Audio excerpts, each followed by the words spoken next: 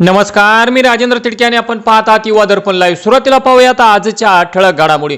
लालपरीचा प्रवास महागला. एसटीच्या भाड्यात 13.56% मोठी दरवाढ. अर्थ खाते राष्ट्रवादीलाच मिळणार. हसन मुश्रीफांचा ठाम दावा. तुकाराम मुंढेंच्या कारवाईचे कौतुक.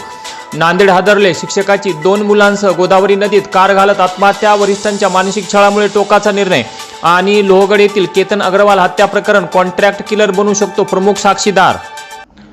आणि आता बातमीपत्र बीड जिल्ह्याचं आणि राज्यातील इतर घडामोडींचं सविस्तर. आज शुक्रवार दिनांक 17/7/2026 रोजी शॉर्ट सर्किटमुळे लागलेल्या आगीत धारूर तालुक्यातील भोगलवाडी येथील एका घरातील संसार उपयोगी सर्व साहित्य जळून खाक झाल्याची दुर्दैवी घटना घडली. भोगलवाडी येथील श्री रामहरी सोपान तिडके यांच्या घरात अचानक विद्युत प्रवाह उतरल्यामुळे शॉर्ट सर्किट होऊन त्यांच्या घराला भीषण आग लागली. ही घटना आज दुपारी 2 वाजण्याच्या सुमारास घडली असून या आगीत त्यांच्या घरातील सर्व संसार उपयोगी साहित्य जळून खाक झाले आहे. सदरची घटना ही महावितरणच्या गलथानपणामुळे घडली असून महावितरणकडून आम्हाला नुकसान भरपाई देण्यात यावी अशी मागणी नुकसानग्रस्त शेतकरी कुटुंबियांनी केली आहे. आम्ही बाहेर असताना आम्हाला ती माहीतच नाही. अचानक पुन्हा घरामध्ये धूर निघल्यामुळे आम्ही लक्ष केलं तर एकदम घराला सगळ्या पत्राने करंट उतरलेला होता. मग आम्ही अचानक पळत जाऊन डीपी मधला ते घोडा खाली करून आम्ही लाईट बंद केली. लाईट बंद केल्यानंतर पुन्हा काही जण वरी पत्रावर चढून पत्र काढले आणि एकदम रूममध्ये एकदम धूर जास्त झाला होता. त्याच्यामुळे आम्हाला रूममध्ये कोणाला यायला प्रवेश दिला नाही. नंतर आम्ही वर 2 जण चढून पत्रा काढले. पत्रे काढून आम्ही इथं आलो तर अचानक सर्व पसार आमचं सामान जे होतं घरातला संसार सगळा उद्ध्वस्त झालेला होता. आणि आम्ही जरा लक्ष दिलं नसतं तर आम्ही खाली बसलो. आमच्या जीवाला सुद्धा धोका होता. आम्ही सर अचानक घराच्या बाहेर पळून गेलो. नाही तर सर आम्ही सगळं दुसऱ्या रूममध्ये पसार होता. आम्ही दुसऱ्या रूममध्ये बसलेलो होतो. तर एका रूममधले आमच्या वर संपूर्ण माडीतला सगळं पसार आमचा जळून खाक झालेला आहे. बरं, मी खाली म्हशीला गवत टाकायला गेलेली होती. तुम्हाला माहित कसं माहित झालं? नाही. इथून पुन्हा धूर निघायला दिसला आणि त्या मामी आरडायला करंट उतरला लाईट बंद कर. तेव्हा मग मी ह्यांना फोन करून बोलून घेतलं. बरं, ह्या विद्युत वितरणाने आपले अतोनात संसाराचे नुकसान झालेले आहे. कारण हे आपल्याला दिसतंय पूर्ण हे. तर विद्युत वितरणाने काही मदत करावी अशा आपल्याला अपेक्षा वाटते का? हो, माझं 1-2 लाखाचं सामान होतं पुण्याहून आणलेलं. सगळं पसारा मी वरती ठेवलेला होता.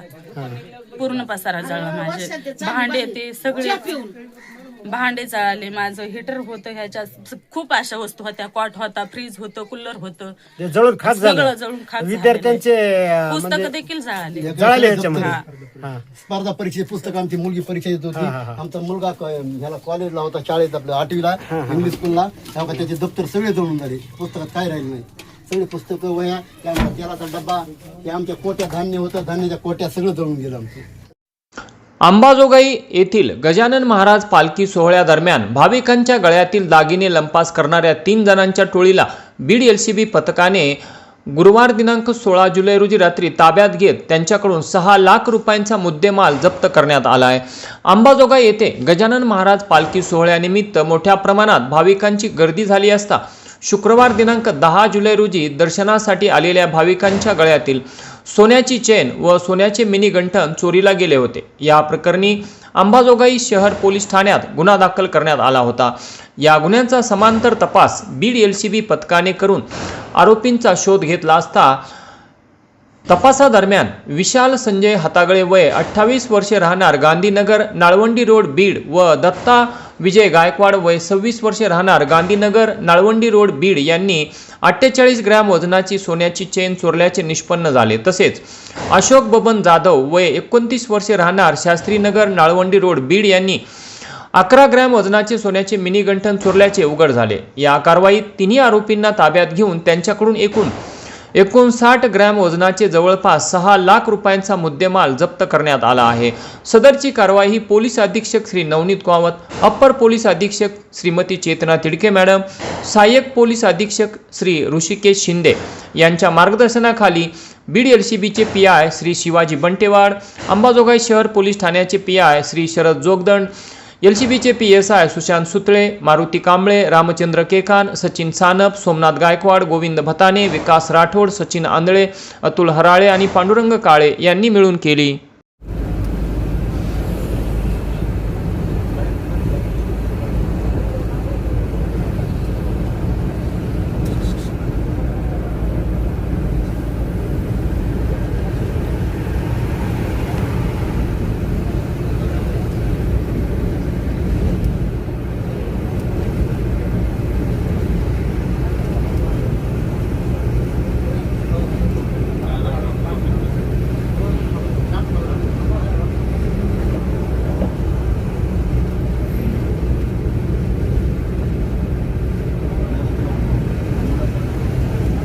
आणि आता एक अत्यंत संतापजनक बातमी.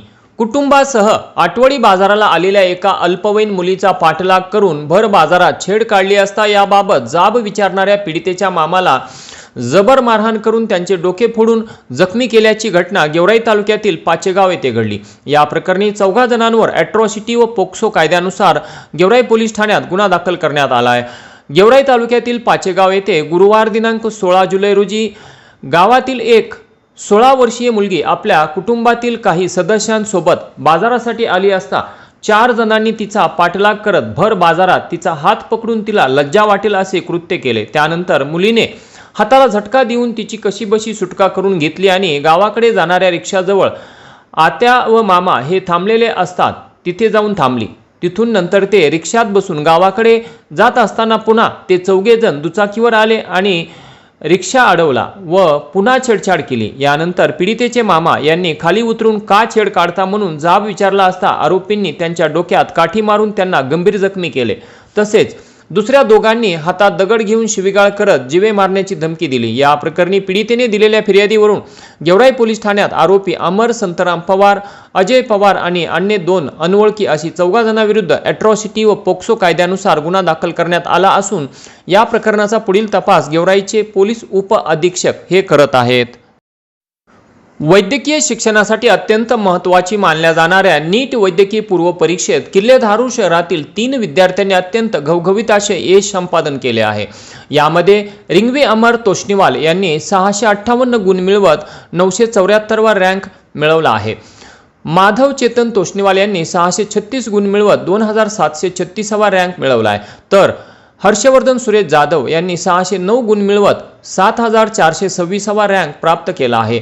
या तिघांनीही नीट परीक्षेत उल्लेखनीय कामगिरी केल्याने वैद्यकीय अभ्यासक्रमातील त्यांचा प्रवेश निश्चित मानला जात आहे.